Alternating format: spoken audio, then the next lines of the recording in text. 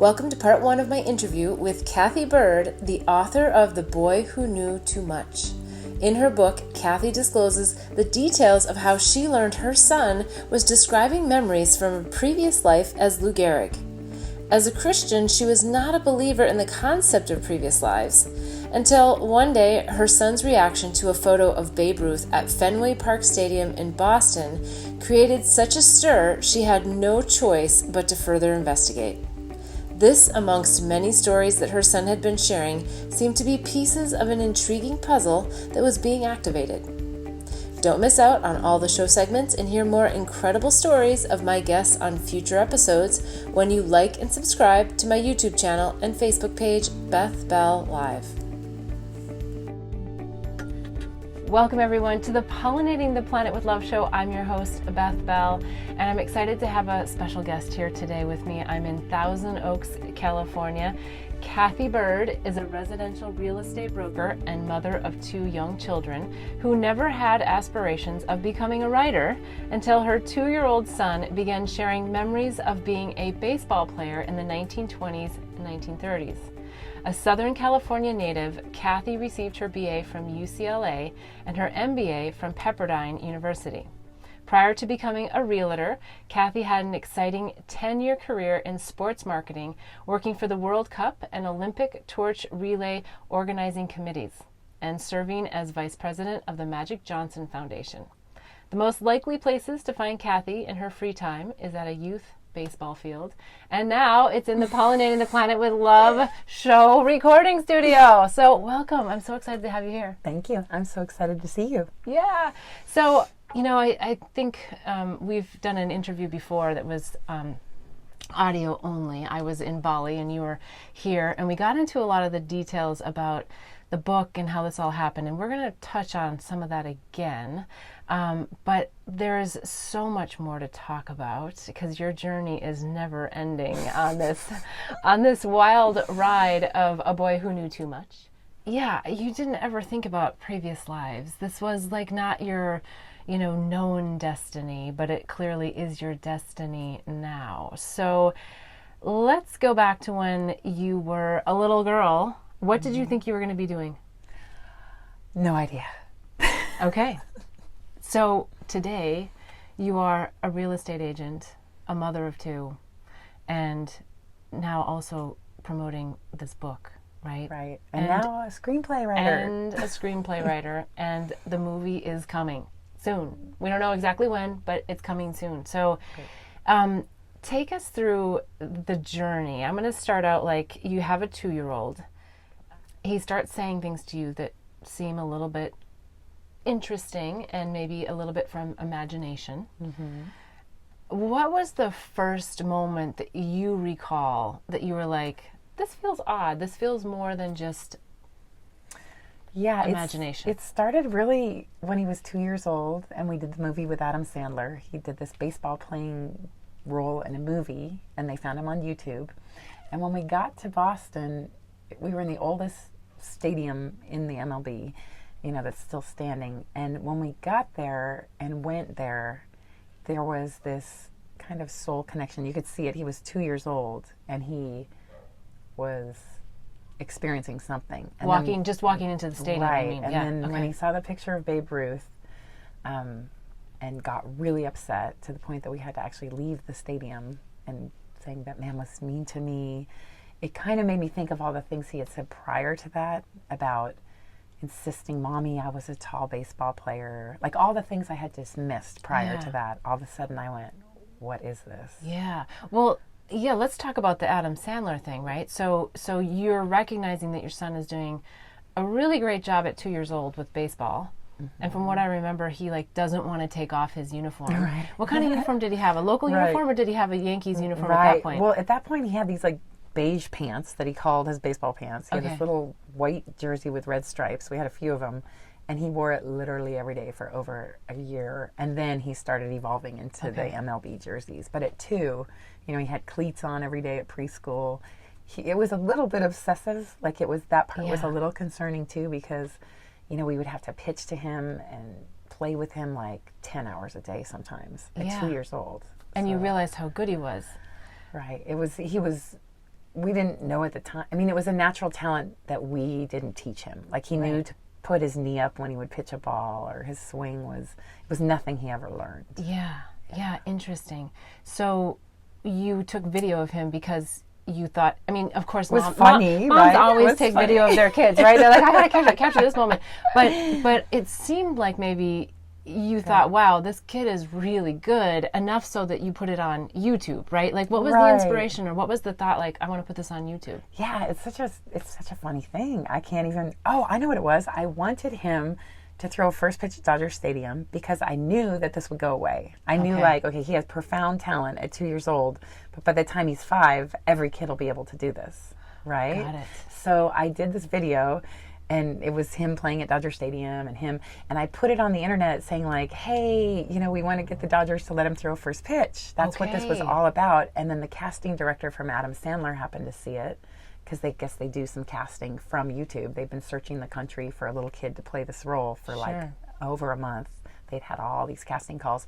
And so they sent us to Boston without even meeting him or meeting us, and they had a backup kid. There was a kid who was much older who they also flew to Boston in case it didn't work out. Right, because it's unpredictable. You don't even know. Like, is my son gonna, handle the pressure? It's a movie set. Right. And let's talk about that, though. So how did he do on the movie set? So when you guys actually finally got in and the cameras were rolling, he's still, at that point, was he still 2 or was he 3? He was 2. Yeah, he was still 2. And he had the best time because it was all baseball. We were on a baseball field. Yeah. And even then they had to stop him because they have these rules on how many hours they can work a day. But, when he wasn't filming, he was playing baseball, and they were like, you have to sit, you have to rest. But that wasn't what he wasn't a rester. So, yeah. Well, it sounds like he really gets into the energy of the idea behind baseball. And then, so did the stadium come before he actually did the scene? Yeah, it was after. So he did the scene, and then we went to Fenway Park, and So that might have all been very energetically activating for him to, like, really get into that lights, camera, action too. Right? That's true. Yeah. And when we came back is when he really started coming out with things that were more concrete. Like, we were in an elevator, and he said, Mommy, this elevator looks kind of like a hotel. And I said, yeah, it kind of does. And then he said, when I was a tall baseball player, when I was tall like Daddy, I used to stay in hotels almost every night.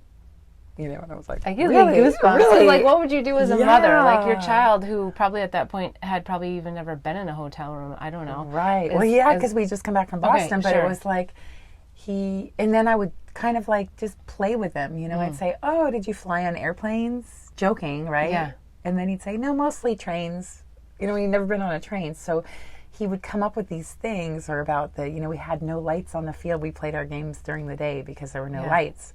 And I'm not a history person, so I didn't know when lights came on fields, or when, and when baseball players traveled on trains. So I would go research, and when it was all consistent around that Babe Ruth era, is when I went, this is really weird. Yeah, that is really weird. Yeah. So, but you didn't believe in previous lives at that point in your life. Right. I didn't know anything about it. And I was struggling with it because of being a Christian.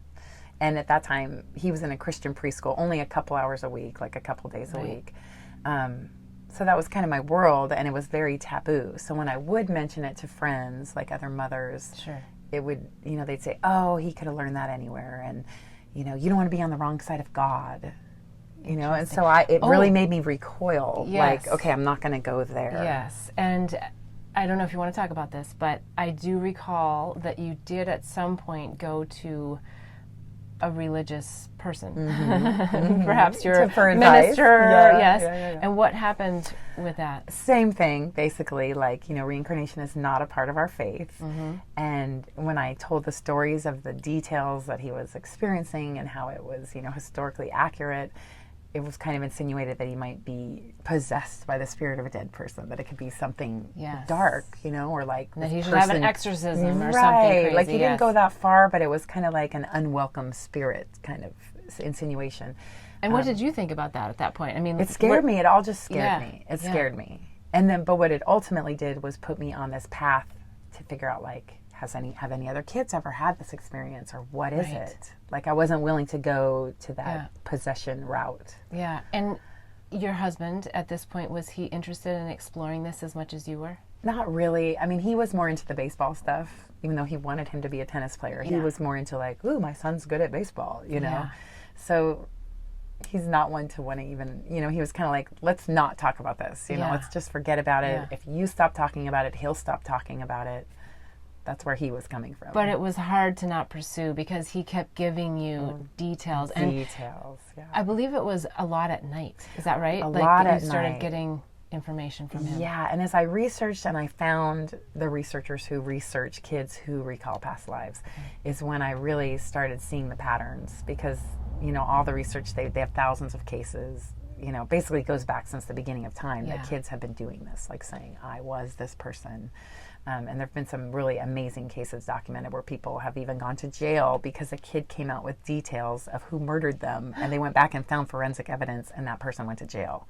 So it's once I started, you know, opening, but it really felt like I was opening a Pandora's box. Like I did feel like I was cheating on Jesus, like to even go down this path. You know, I went the scientific route, but it wasn't until later in the journey that I kind of forgave myself as a Christian for even going down that path. How interesting.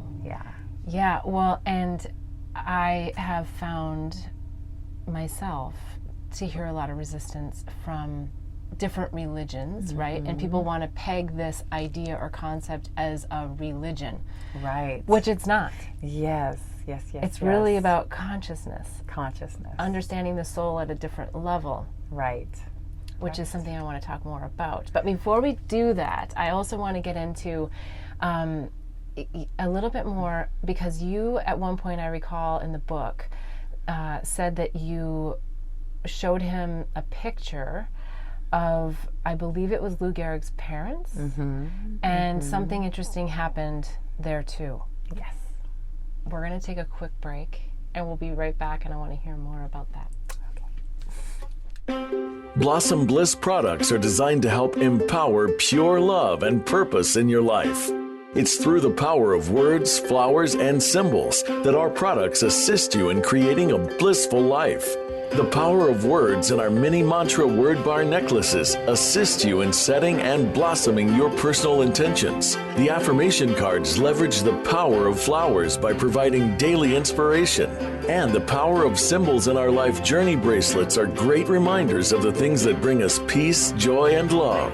Products are made and blessed in Bali with love by Balinese artisans who work with empowered hearts. When you purchase jewelry with a bee charm, we donate to save the bees. Join us in pollinating the planet with love. Go to our website, blossomblissbali.com. Again, that's blossomblissbali.com. I hope you've enjoyed this episode with Cathy Byrd as she shared incredible details of her life and the revelations of her son's previous life. If you haven't already, please listen in to her son Christian's episode where he shares his perspective. He started expressing his memories at age 2, and while he no longer has active memories as Lou Gehrig, he has a big message he is destined to share with the world. Thanks for joining in to hear the life journey lessons and pearls of wisdom of me and my guests. Be sure to hear all 3 segments when you subscribe to my YouTube channel and receive reminders to upcoming shows and segments. The full episode is also available at bethbell.me/show. If you found this inspiring, please give this episode a like and a big thumbs up. If you want to hear more, follow me or hit the bell for reminders at Beth Bell Live on Facebook and YouTube. I'd love to have you join the mission of pollinating the planet with love.